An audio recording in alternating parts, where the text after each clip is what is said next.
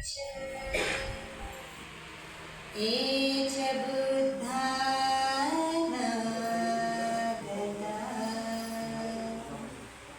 पचुपन्ना चै बुद्धा अहं वन्दामि सर्वदा। एच धम्मा अतीता च एच धम्मा नागता पचुपन्ना चै धम्मा अहं वन्दामि सर्वदा। एच सङ्घा अतीता च एच सङ्घा नागता पचुपन्ना चै सङ्घा अहं वन्दामि सर्वदा। साधु साधु साधु।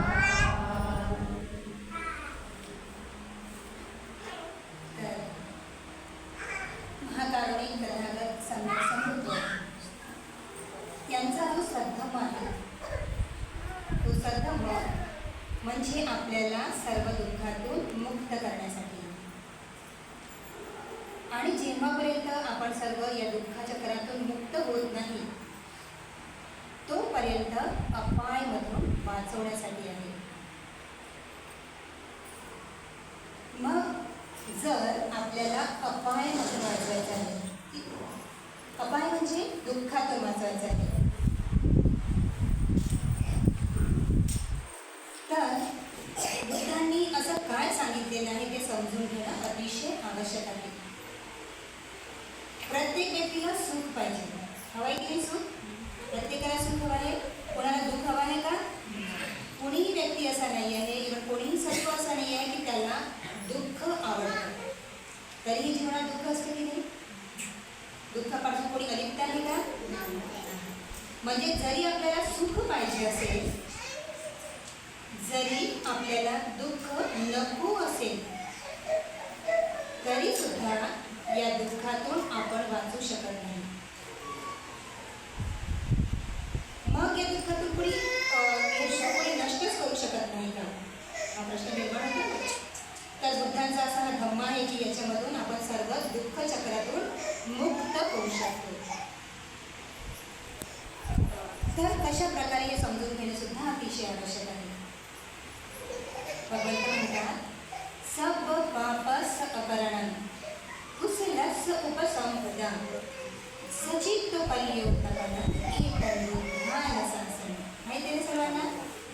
मग सब पापस अपरणं, सगळ्या प्रकारच्या पापातून अलिप्त राहा किंवा ते पाप करू नका। तर कुठल्या प्रकारचे पाप आहे, कुठल्या प्रकारचे अकुशल कर्म आहे, सांगू शकता कोणी? कुठल्या प्रकारचे अकुशल कर्म आहे? तर 10 प्रकारचे अकुशल कर्म। किती आहेत? 10 प्रकारचे अकुशल कर्म।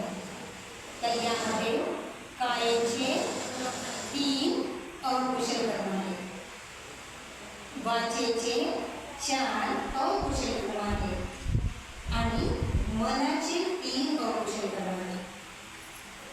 तर कायेचे कोणते 3 अकुशल कर्म आहेत त्याला भगवंतांनी करू नका असं सांगितलेलं आहे? पहिला आहे पानातिपाता वेदमणी किंवा पानातिपाता वेदवी सिक्खापदं समादयामि। काय करायचं नाही आहे? काय करायचं नाही आहे? कोणत्याही प्राण्यांची जाणीवपूर्वक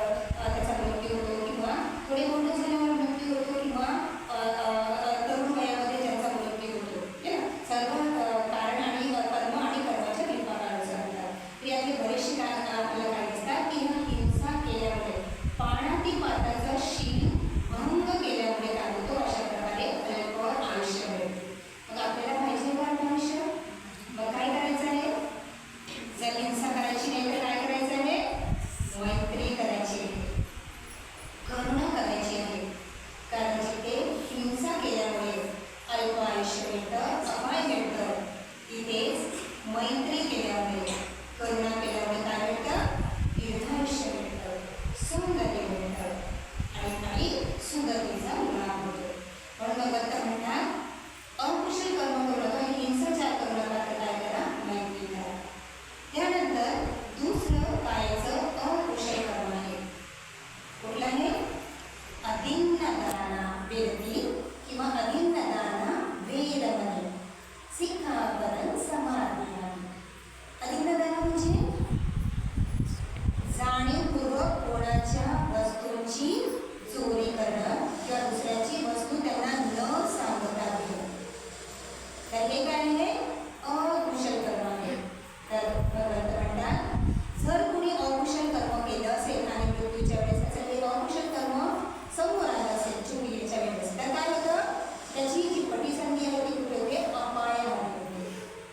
किंवा जर मनुष्यमध्ये त्याचा काय झाला? पुनर्भव झाला तर तो काय राहतो? गरीब राहतो.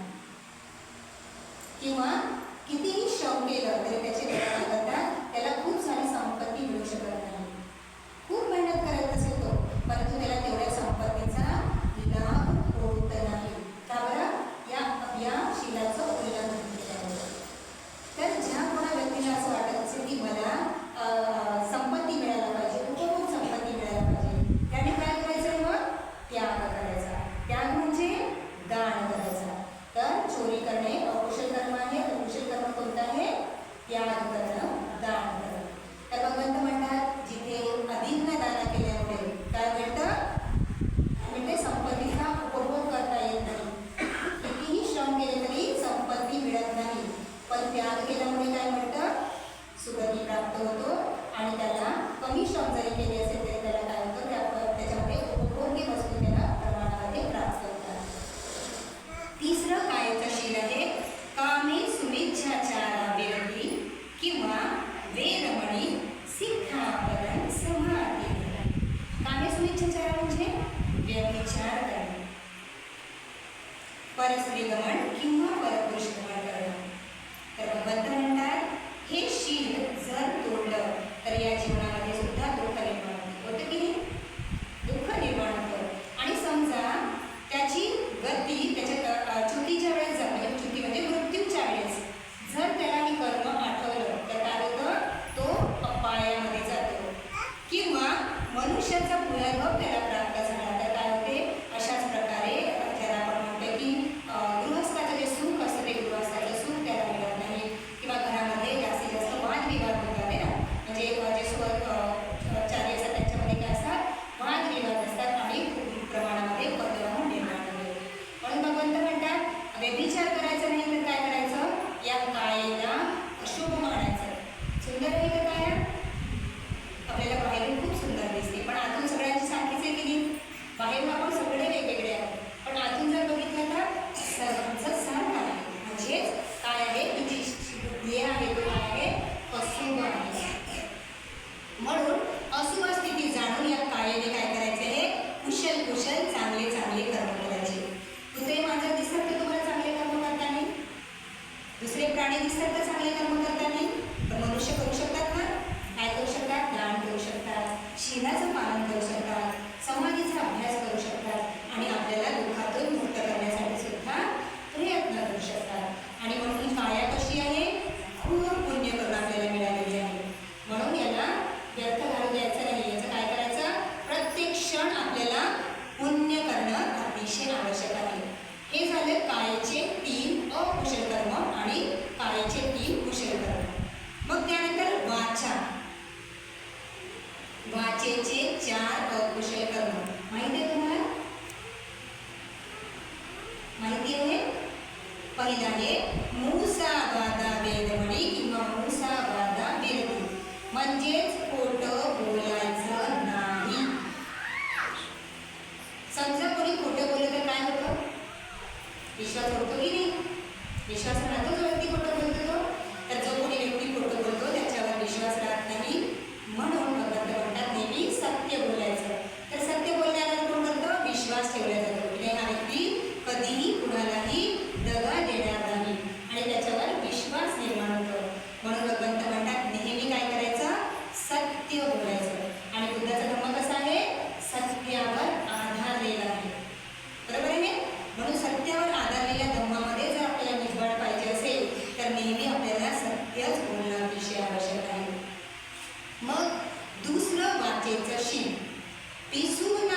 वाचा विरती किंवा पिसून वाचा वेदमणी सिक्खापदं समादया. पिसून वाचा म्हणजे काय? चुगली करणे, निंदा करणे. हे चांगलं कर्म आहे की वाईट कर्म आहे? वाईट कर्म. याच्यामुळे काय होतं? संबंधामध्ये दुरावा निर्माण होतो की चांगले संबंध असेल आणि तिथे कोणी निंदा केली, तिथे कोणी चुगली केली तर काय होईल? तिथे कलह निर्माण होईल. बरोबर आहे? म्हणून भगवंत म्हणतात जिथे पिसून वाचा असते तिथे कलह निर्माण होते. पण जिथे सुमधुर वाणी असेल, जिथे मैत्रीपूर्ण संबंध असेल, तिथे असा कलह निर्माण होतो का? म्हणून भगवंत म्हणतात काय करा? मधुर अशा वाणीला बोलणं आपल्याला अतिशय आवश्यक आहे. त्यानंतर वाचेचं तिसरं अपुरुषशी कोणतं आहे? परुसा वाचा वेदती किंवा परुसा वाचा वेदमणी सिक्खापदं समादयामि. परुसा वाचा म्हणजे कठोर बोलणे. आता समजा कठोर आपल्याशी कोणी बोललं तर आपल्याला कसं वाटणार आहे? वाईट वाटेल की नाही? तो व्यक्ती आपल्याला आवडेल का? तो व्यक्ती आपल्याला किती आवडणार नाही. म्हणून कठोर बोलायचं नाही आहे. तर कसं बोलायचं आहे? मधुर बोलवायचं आहे, कोमल बोलायचं आहे, कानाला प्रिय वाटेल असं काय करायचं आहे? वाचा असली पाहिजे. म्हणून भगवंत म्हणतात की जर कठोर वाणी असेल तर मनाला दुःख देणारी, मनाला त्रास देणारी असते. पण मधुर जर वाणी असेल तर काय तर मनाला प्रिय असतं, कानाला प्रिय असतं. म्हणून मधुर वाणी बोलायची. वाचेचं चौथं अपुरुषशी संपकलापा विरती किंवा संपकलापा वेदमणी. संपकलाप म्हणजे जे व्यर्थ बडबड आहे, जी आपल्या काहीही कामाची नाही आहे.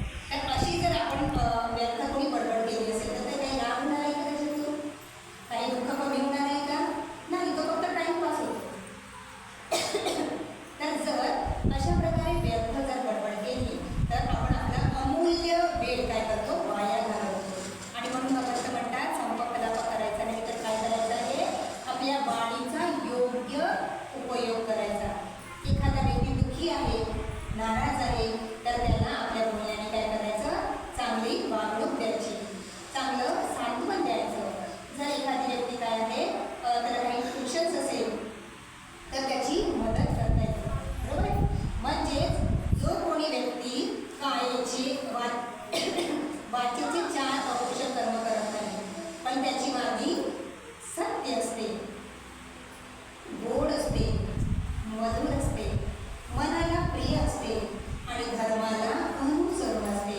भगवंत म्हणतात त्याच्या बोलण्यावर सगळे लोक काय करतात? विश्वास ठेवतात. त्याचं बोलणं काय असते? सर्वांना आवडतं. आणि म्हणून आपली वाणी कशी असली पाहिजे?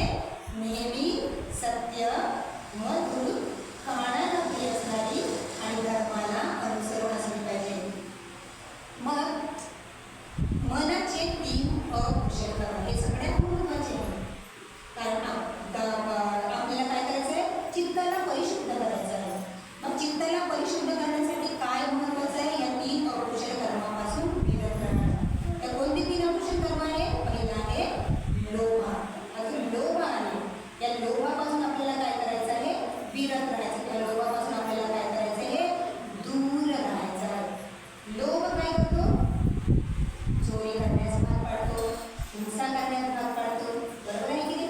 पण त्याच्या मनात लोभच नसेल तो काय करेल? काय करेल? त्याच्या मनात लोभच नाही आहे, तो काय करेल? त्याग करेल. बरोबर आहे? दान कर्म करेल, म्हणजेच पुण्य कर्म करेल. आणि कोणत्याही संपत्तीवर, दुसऱ्याच्या संपत्तीवर तो कधीही बळजबरी करणार नाही किंवा कोणत्याही व्यक्तीची संपत्ती तो हिरावून घेण्याचा प्रयत्न करणार नाही.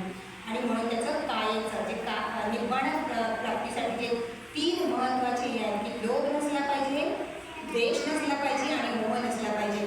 तर तो व्यक्ती काय होतो? पूर्णपणे त्याला नष्ट झाल्यावर निर्वाणाला प्राप्त होतो. म्हणून समजून घ्यायचं की मनात लोभ निर्माण आला की आपली काय करते आहे? विभव चक्र वाढत आहे.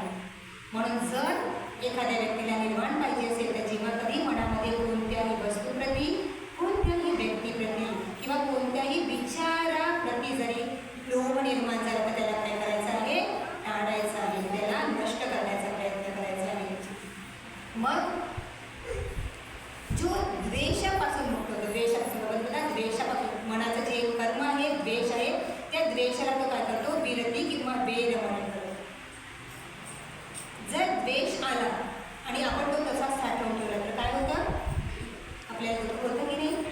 आपल्या तब्येतीवर त्याचा परिणाम होतो आणि एकूण काय होतो, आपल्याला डिप्रेशनमध्ये जाणार. बरोबर आहे.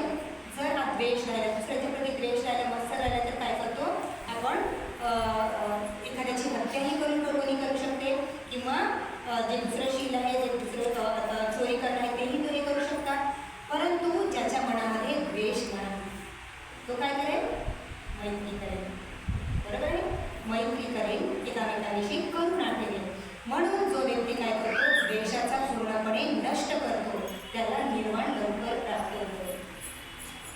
म्हणून साधना केल्यानंतर आपण करतो ना मैत्री भावना, की मी जे काही विपसना केलेली स्वतःला बघितलं आहे ते आधारावर मी जे काही पुण्य एकत्र केलं आहे ते पुण्य आपण काय करतो, सगळ्यांना वितरित करतो. म्हणजे आपल्या मनातला द्वेष सुद्धा आपण काय करतो, कमी करतो. म्हणून द्वेष करू नका, तर काय म्हणतात भगवंत, मैत्री करा, करू नका. आणि तिसरं महत्त्वाचं अकुशल आहे मनाचं, मोह न करणे. मोह म्हणजे जे 4 आर्य सत्याला समजून घेत नाही. तुम्हाला माहिती आहे का 4 आर्य सत्य? 4 आर्य सत्य माहिती आहे? कुठली आहे? पहिला दुःख आहे, दुसरा दुःखाचं कारण आहे, तिसरा दुःखाचा समुदय आहे आणि चौथं या दुःखाला निरोध करू शकतो आणि त्या निरोध करण्याचा काय आहे, मार्ग आहे. म्हणजे दुःख आहे हे आपल्याला काय होतं, अनुभूती होतं. म्हणजे फक्त वैचारिक पातळीवर नाही तर अनुभूतीच्या आधारावर जाणतो की हा संसार कसा आहे. हे पंचोपादानस्कंध काय आहे, दुःखच आहे. मग या दुःखाला जाणता आलं पाहिजे अनुभूतीच्या आधारावर. या दुःखाचं कारण काय आहे, तृष्णा आहे. या तृष्णाला आपल्याला समजून घेतलं पाहिजे की तृष्णा आपल्याला कशा पद्धतीने नष्ट करायचं आहे. याला हे जे दुःख आहे त्याला नष्ट पण केलं जाऊ शकतं, दुःखाचा निरोध पण आहे. मग निरोधाचा मार्ग सुद्धा आहे, तर ते आहे आर्य अष्टांगिक मार्ग. तर जो व्यक्ती या 4 आर्य सत्याची अनुभूती करतो, तसेच ह्या पटीच्या समुत्पादाच्या चक्राला जातो, म्हणजे कारण आणि परिणाम, आणि हे योग्य प्रकारे तो काय करतो, अनुभूतीच्या आधारावर जातो. तेव्हा त्याचा हा जो मोह आहे तो मोह काय होतो, नष्ट होतो आणि त्याला निर्वाणाचा साक्षात्कार होतो. निर्वाण म्हणजे सर्व दुःखातून मुक्तता.